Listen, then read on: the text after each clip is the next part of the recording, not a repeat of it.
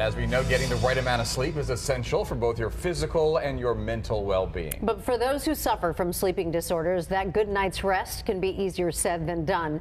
Joining us now with treatment options for people with obstructive sleep apnea, our ENT surgeon at UCSD Medical Center, Dr. Schalch, and patient Wendy Hallisey. Thank you both for being here today. We appreciate it. Thank you for having us. Talk to us a little bit about what obstructive sleep apnea is specifically.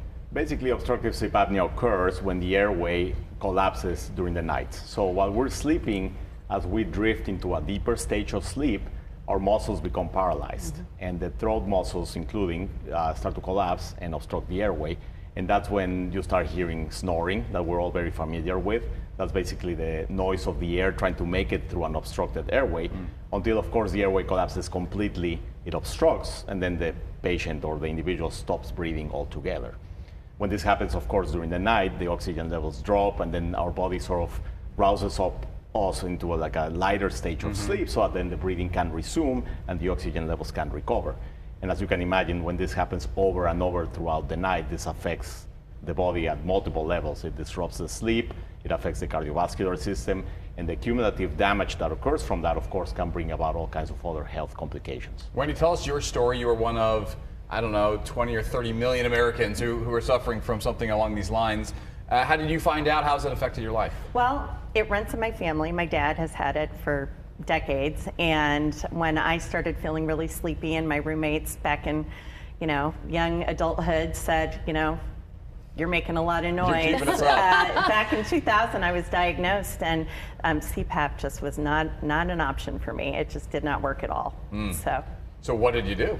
Well, I tried the mandibular device, which is the mouthpiece that you put in, and it kind of pushes your jaw forward. And I ended up getting like gum recession and needing gum repair surgery, and it just wasn't working. And so I just stopped treating my sleep apnea and just, was really tired. Yeah. All the time. All the time. Ultimately, how are you getting by now?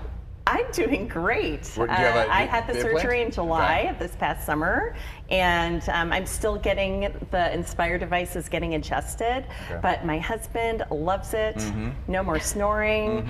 I'm getting a lot of sleep. I'm nice and peppy for my second graders every morning, so yeah. It changes your life in so many ways, just having a good night's sleep in general. I was going to ask, about the surgery, but let's talk a little bit about the symptoms and just really what people should know about what causes this. Of course. Like I mentioned before, of course, snoring tends to be kind of what brings people in through the door.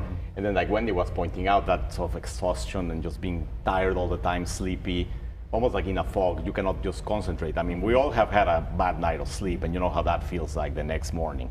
Now imagine going through that night after night, and then every day being your reality. I mean, you just don't know any better after a while. And then add to that, of course, medical problems that can be associated with obstructive sleep apnea. What are we talking about, like long term? For example, high blood pressure, right? That's a very common underlying factor with high blood pressure, is precisely sleep apnea.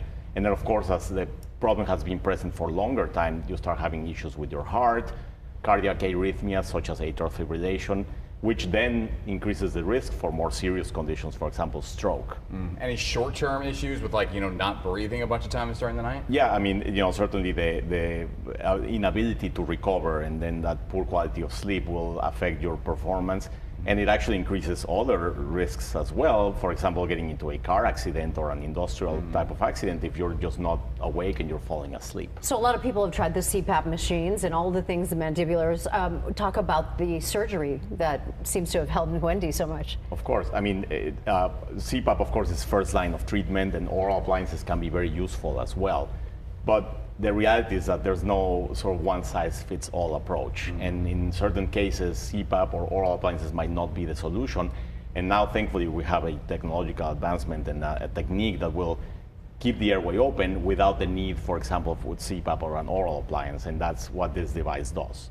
It is surgical in the sense that it needs to be implanted in the body. Like, Wendy went through the surgery, she had it implanted, as you can see there. But what it accomplishes is keeping the airway open by stimulating the muscles that you already have. In other words, you're not modifying the anatomy or removing structures or doing anything like that, but instead strengthening and keeping the airway open by stimulating your own muscles in your airway, and then allowing you to do the breathing and do what you're supposed to be doing. Is this a lifelong implant? It's meant to be, yes. Yeah. Obstructive sleep apnea, unfortunately, is a chronic condition. There's no cure for it as such. So you can manage it over the lifetime of the individual. But just like a pacemaker or other implantable devices, it's meant to be in the body basically for the duration Is the of the technology individual. changing fast where like in maybe 10 years, this will be outdated or this won't be what is capable of down the road? That is certainly always a possibility, right? Technology, including implantable devices, continue to evolve and progress. This is as state of the art as it's going to be at this point, right? This is the most advanced technique that we have. And if there ever was, let's say, a better device or an upgrade, that's a possibility. It can be upgraded. The battery needs to be changed eventually, about 10 years after implantation, and that can potentially provide the opportunity to, get an upgrade or a more advanced device at that point. All right. I know my producer wants me to get going here, but is there a reason why there are so many people who are diagnosed with it? Well, is there something we're doing, or is it genetic, or is it? It's a very prevalent condition, and now that there's more awareness, of course, we're testing more for it, we're looking more for it, and I think that's why we're finding it more. But there's other risk factors, of course, weight, our lifestyle, et cetera, that does contribute to it being more prevalent as well. All right. All right, thank you both for coming in. Thank you for having us. Come out and tell you guys I also have this. Found out recently, and my doctor came in. He said, if you were heavier, I would have expected this would all make sense. So it seems like lifestyle definitely contributes too. It sure does, and certainly weight affects things, but obstructive sleep apnea is multifactorial. Yeah. So someone like you, can be also affected due to other factors, anatomy, et cetera, and that's why it's important that if you have the symptoms, get it diagnosed and do something about it. Go for a couple runs. Thank you both very much. Thank you. Appreciate you guys coming in. Thank you for Great having us. information. Thank you both.